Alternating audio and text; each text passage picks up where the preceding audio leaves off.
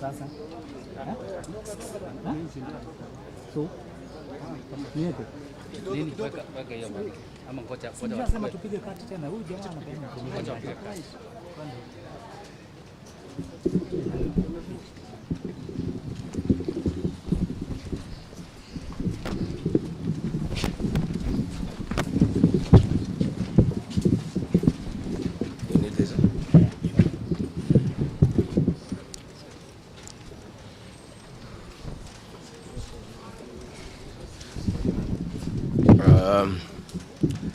Good people, are you ready? You are? Thank you very much. We are here at the current hospital.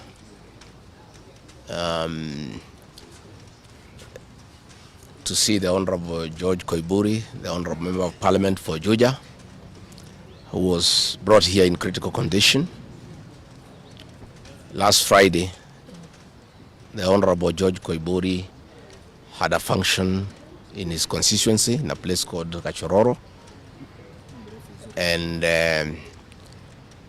he had a serious engagement with his constituents. In fact, I had the opportunity to address those people through the phone. And after he left the ceremony, he was accosted by officers from the DCI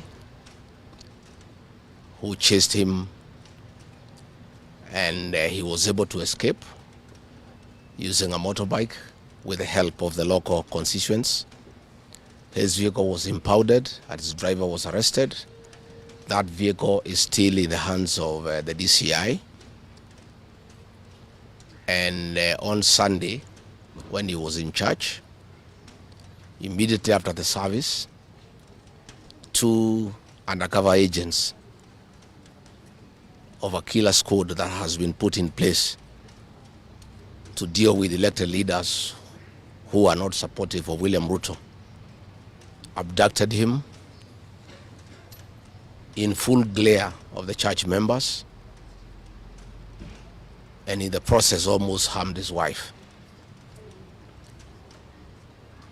It is not known where he was taken to, but after a serious search early this morning, he was found in a coffee plantation in Kibichoi, that is in the Githunguri constituency, badly beaten and in very serious condition. He was taken to a hospital for first aid and later brought here where he was admitted. And I've just seen him and I've talked to the doctors, and they have confirmed that the Honorable George Koiburi was tortured by professionals. He has serious soft tissue injuries. This is torture normally done by professionals. He has lost his voice, and the doctors are working round the clock to restore his vocal cords. And the Honorable Koiburi has been able to communicate through writing because he is not able to speak. That some chemical was administered through inhalation, and the doctors have told us that preliminary investigations confirm that that chemical has interfered with his vocal cords.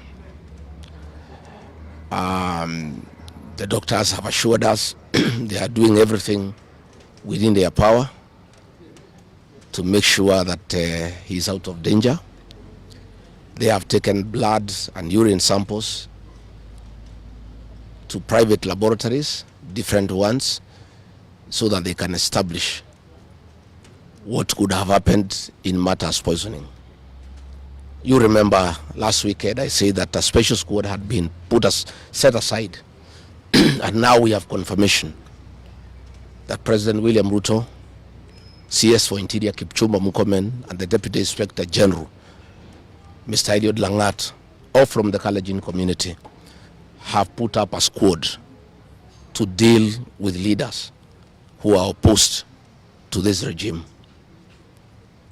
The Honorable Kipchumba Murkomen has sent a message to us through common friends that his appointment to the Ministry of Interior is to make sure that William Ruto is re-elected as president and to deal with anybody who can stop that objective.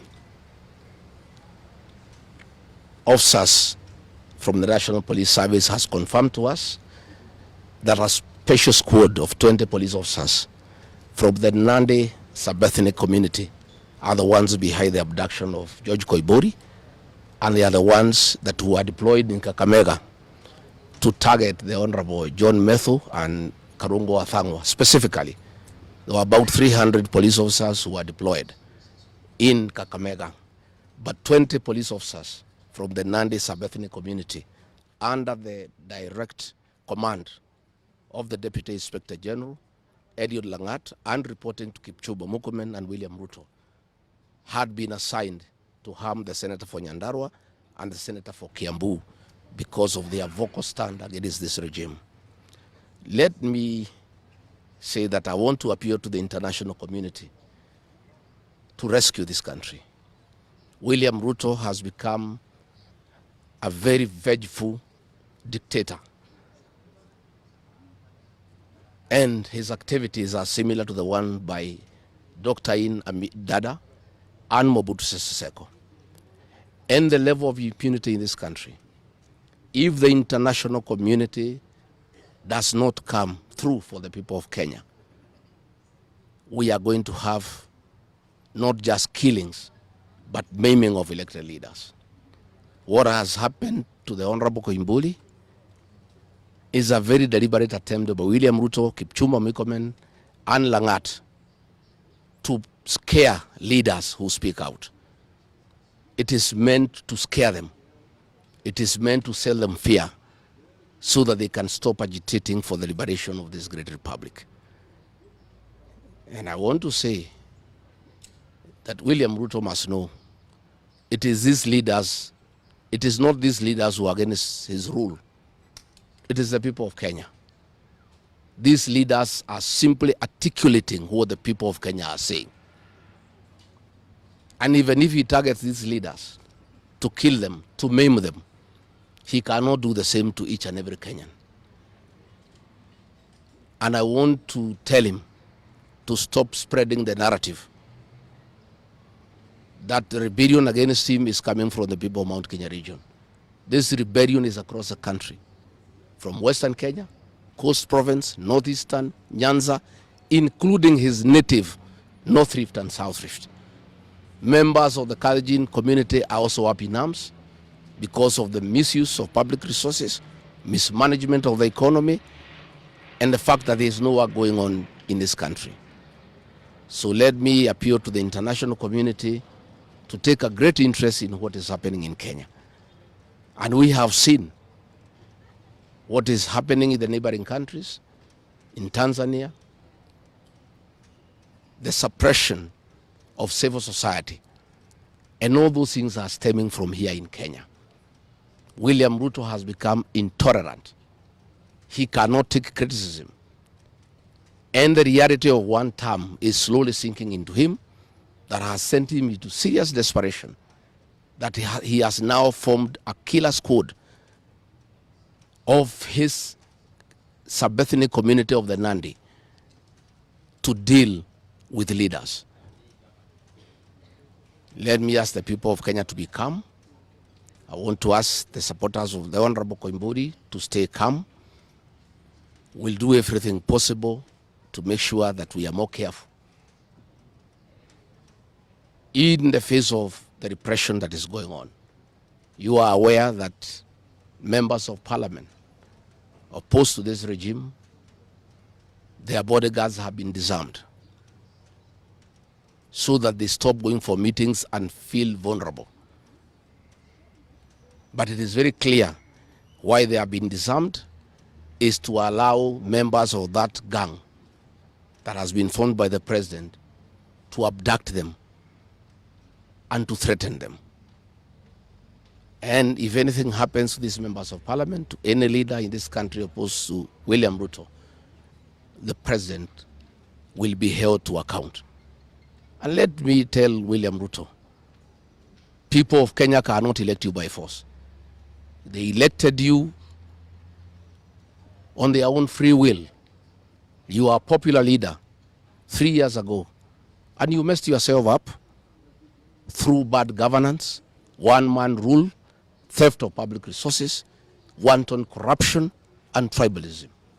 You cannot blame any of us here for the situation you find yourself in. The one-term movement is unstoppable, and there is nothing the president can do. He can kill these leaders, he can abduct them, he can torture them, but he cannot do that to all the people of Kenya. So I want to urge members of parliament and senators and others not to give up. Nobody can die from morning to evening. You can only die once. And the tree of liberation will be watered by blood. The Honorable George Koiburi is a hero of the Kenyan people. What he has undergone, the torture, the pain he is in, the anguish to his family members is not in vain. This liberation will take place, it will happen. And let me conclude by asking the Kenyan people not to be intimidated. Kenya is a constitutional democracy. They are entitled to cast their vote the way they want. And William Ruto cannot force the people of Kenya to elect him. And there is nothing he can do about it. Thank you very much.